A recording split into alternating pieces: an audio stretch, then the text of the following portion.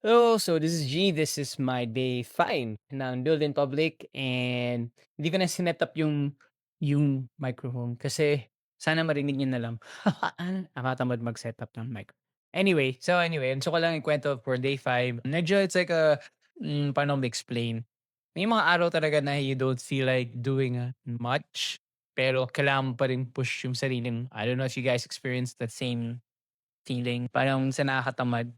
And gusto mo lang magbasa. Like today, gusto ko na talaga magbasa but tinuloy ko pa rin. So, there are a couple of things. So, ako yung type na guy na nagsusulat ng mga things to do. Pero, yung mga kailangan ko gawin.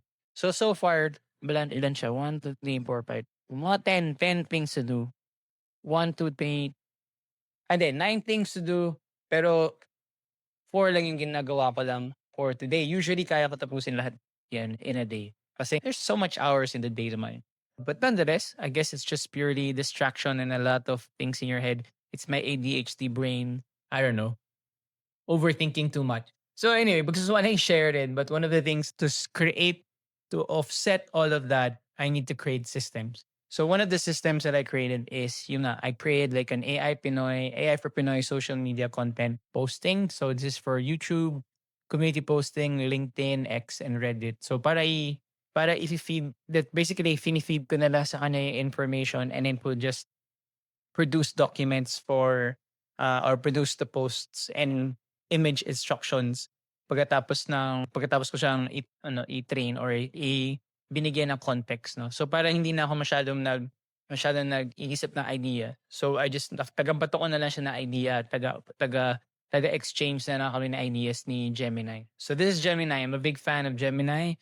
Alam ko lumabas na si ChatGPT 5.2. Madaming impressed sa kanya. Like, been reading quite a number of things about it. I did a post on ChatGPT 5.2 for LinkedIn, and it's basically now it's like thinking mode. Pero kailangan yata naka-upgrade ka to be able to use that thinking mode, meaning naka-plan ka sa kanila. But I'm happy with Gemini. I'm happy with Claude. I'm also still using ChatGPT. For some reason, yung napapansin ko lang kay Gemini, hindi niya nasusunod yung format instructions unlike yung kay ChatGPT. Kay ChatGPT, very clear and concise. Pag sinabi ko sa kanyang markdown, pag sinabi ko sa kanyang columnar, pag sinabi ko sa kanyang ito yung format A, B, C, D, nakabullet siya, maintindihan niya kagad, magagawa niya rin kagad. Mabilis siya makapag-pick up. Maybe because it's using 5.2 already. So, that's for sure. So today rin, ginawa ko rin since I started the newsletter, may mga nag-subscribe sa newsletter. So yung ginawa ko, ni-revive ko lang siya yung newsletter. So I started coming up with like a newsletter updates to different people. So I have a newsletter for AI for Pinoy. I have a newsletter for my personal website.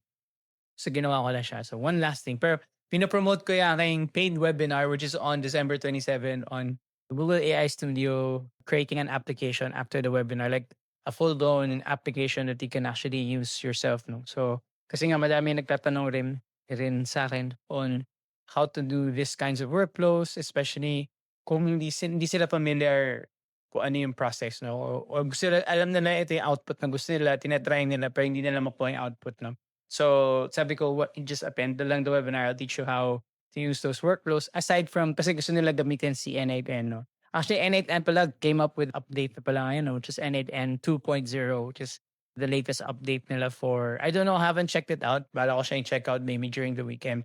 But yeah, so basta yung guy na to, gusto niya gawin sa N8N, sabi ko na gawin na lang niya sa, like, another way, no? I'll teach him another way.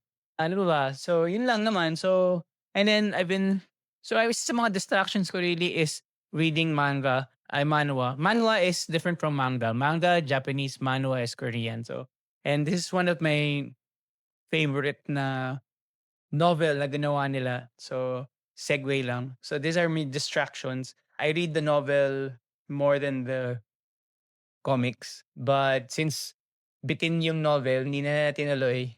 Eto na lang. So, binabasa ko na lang dito. Anyway, yan ang mga distractions ko. So, ang dami man distractions ngayon sa buhay. Ayun lang. So, ko nabigyan ng update and as in, commitment ko talaga is to keep on posting on a day-to-day basis. Kahit walang sense sa pinag-usapan ko. Oh, day, gusto ko pa rin pala i-flex. Kumain pala ako ng 24 chicken. Siguro pangatlong beses ko palang kumain ng 24 chicken. So, ewan ko parang sobrang sarap talaga ng 24 chicken. Pinili ko yung Jack Daniels, yung may konting alcohol. Ewan ko tama ba yung alcohol dun pero natatamisan nga lang ako. Sana pinili ko na lang girly. But anyway, no regrets pa rin. Masarap pa rin chicken, malaking serving. Yeah, yun lang. Yun ang dinner ko tonight. Maraming pong salamat and I'll see you guys tomorrow.